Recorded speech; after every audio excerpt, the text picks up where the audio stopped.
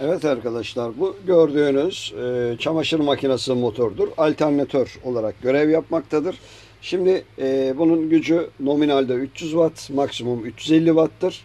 Yine 300-350 watt olan bir başka çamaşır makinesi motoruyla devir kontrollü olarak çevireceğim.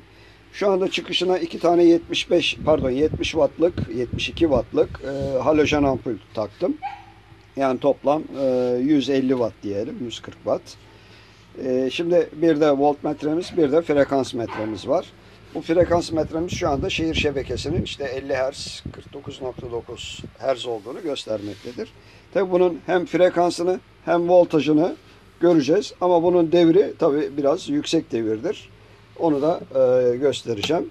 Şu anda açıyorum, bakın. Yol verdim. Hemen anında bakın deviri fazlalaştırıyorum. Burada 220'yi bulalım. Evet, fazla şey oldu.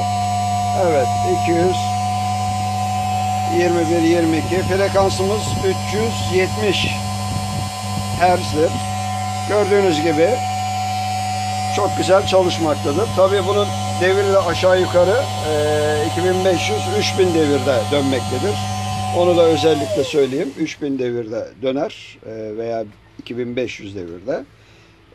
Bu şekilde kullanabilirsiniz. Su türbini olarak kullanabilirsiniz. Ama düşük devirlerde de led yakar. Onu da özellikle belirteyim. Şimdi isterseniz bir de led'i elimde yaktığımı göreceksiniz. Evet, şimdi çıkışına gördüğünüz gibi şöyle power led bağladım. Şu anda mesela bakın, şu hareketle elimle sağ sol fark etmez nasıl yaktığını görüyorsunuz.